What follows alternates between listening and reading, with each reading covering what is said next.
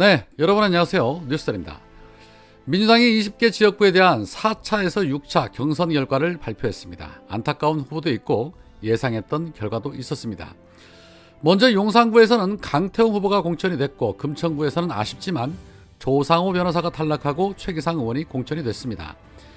부산 해운대구 을에서는 윤준호 후보, 사상구에서는 배재정 후보, 부산 중구 영도구에서는 박영미 후보, 광주 광산 갑에는 이재명 대표의 변호를 맡았던 박균택 후보가 공천이 됐고, 용인시 병에는 정춘숙을 누르고 부승찬 후보가 공천이 됐으며, 남양주시 갑에서는 예상대로 최민희 전 의원이, 서울 도봉을에서는 오기영 의원이, 인천 중구 강화 옹진군에서는 조택상 후보가, 동구 미추홀구 갑에서는 허종식 후보가, 충북 충주시에서는 김경우 후보가, 서울 광진갑에서는 전해숙을 누르고 이정은 후보가 공천이 됐으며, 관심이 모아졌던 서울 강북구 을에서는 박용진과 정봉주 전 의원이 결선 투표를 다시 치르게 됐고, 은평구에서는 강병원을 누르고 김우영 전 구청장이 승리했습니다. 그야말로 반가운 소식이 아닐 수가 없습니다. 또한 수원시 정에서는 박광원을 누르고 김준혁 교수가 승리하면서 대파란을 일으켰고, 성남중원구에서는 윤영찬을 누르고 이수진 의원이 승리를 냈습니다. 이렇게 기쁜 소식이 없습니다. 윤영찬, 박광원 또 탈당한다고 난리 불수 추는 거 아닌지 모르겠습니다. 또한 남양주시 을에서는 김한정을 누르고 김병주 전 의원이 승리를 했고, 청주시 상당구에서는 노영민을 누르고 이강일 후보가 승리를 했으며, 군산시에서는 김의겸 의원이 탈락하고 신영대 의원이 승리했습니다. 자, 보신 것처럼 아쉬운 후보가 탈락한 경우도 있고, 또 너무나도 당연하게 탈락한 후보도 있습니다. 그야말로 민주당의 공천 대혁신이 일어난 것입니다.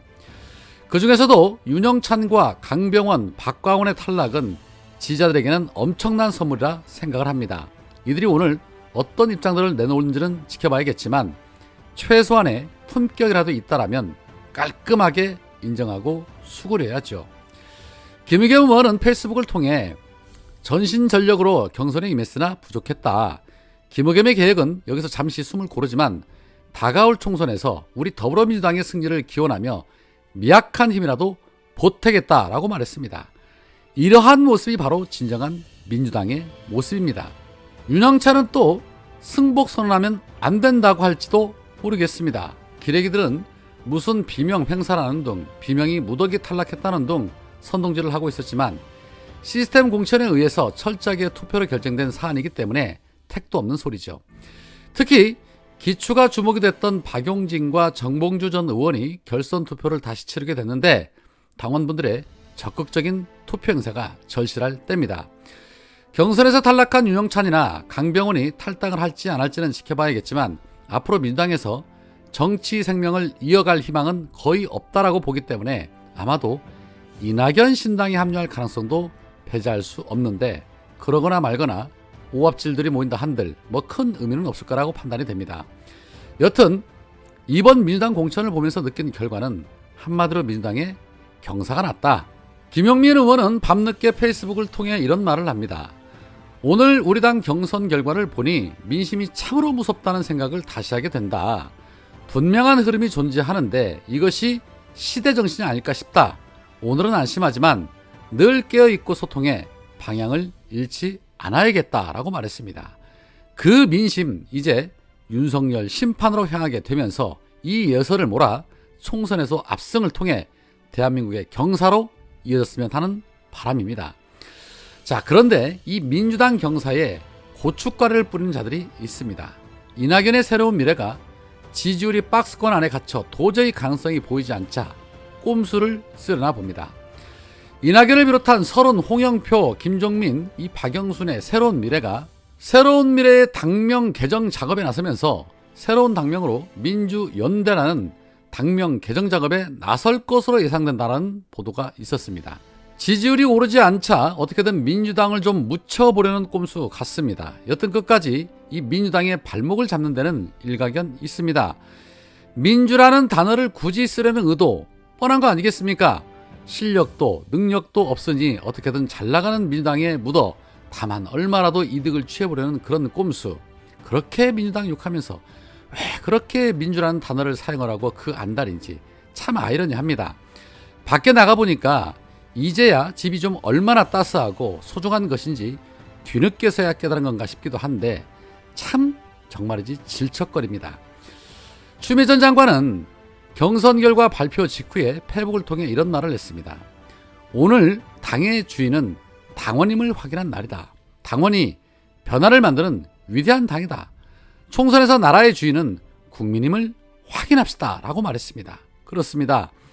민주당의 주인인 당원이 이 수박들을 대거 청산하면서 민주당이 거듭나기 시작하고 있으니 이제는 총선 승리로 국민이 이 나라의 주인임을 윤석열 정권에게 확실하게 가르쳐줘야지요. 이토 히로부미가 잘 키운 인재라고 말하는 친일 정권 아닙니까? 심판해야죠. 이재명 대표가 이 국힘당의 성일종 의원의 막말에 대해서 페이스북에 이런 말을 했습니다. 성일종 의원이 이토 히로부미가 잘 키운 인재라는 충격적 망언을 일삼는 것도 모자라서 이번에는 국힘당의 정승현 후보가 저서에 한국인들의 반일 감정엔 피해의식, 열등의식이 병존한다고 수차례 기술한 사실이 드러났다. 한일관계 파국이 한국 국민의 반일 감정 때문이라는 주장도 펼쳤다고 한다. 입은 비뚤어졌어도 말은 똑바로 하자. 미래지향적 한일관계를 만들자는데 반대할 국민은 없다. 하지만 역사적인 책임과 합당한 법적 배상 없이 신뢰 구축 불가능하다. 과거를 바로 세워 미래로 전진하자는 우리 국민의 상식적 외침을 반일 감정 취급하는 것이야말로 몰 역사적인 망동이다. 식민지배가 끝난 지 80년이 지났음에도 진정 열등의식에 빠져 있는 건 누구인지 국민이 묻고 계신다. 강제징용 문제도 오염수 문제도 일본 대변인을 자처하다 이제는 영토 주권까지 위협받는 이 무능한 정권, 자랑스러운 독립운동의 역사에 색깔론을 덧칠해야 되는 무도한 정권이야말로 일본을 향한 열등의식을 버리고 당당한 대일 외교의 길로 나가야 한다. 민주당은 국민과 함께 틈만 나면 일본에 대한 기습숭배를 일삼는 집권 여당, 굴욕 외교로 국익을 해친 윤석열 정권 반드시 심판할 것이다. 그것이 모진 고난 앞에서도 자주 독립의 열망을 잃지 않았던 선열들의 헌신과 희생을 기리는 길이라 믿는다 라고 말했습니다. 망가질 대로 망가진 대한민국 바로 세우는 길은 결국에는 우리 투표밖에 없습니다. 4월 10일 반드시 투표해서 이 나라 기울어진 역사 우리가 바로 세워야 할 것입니다.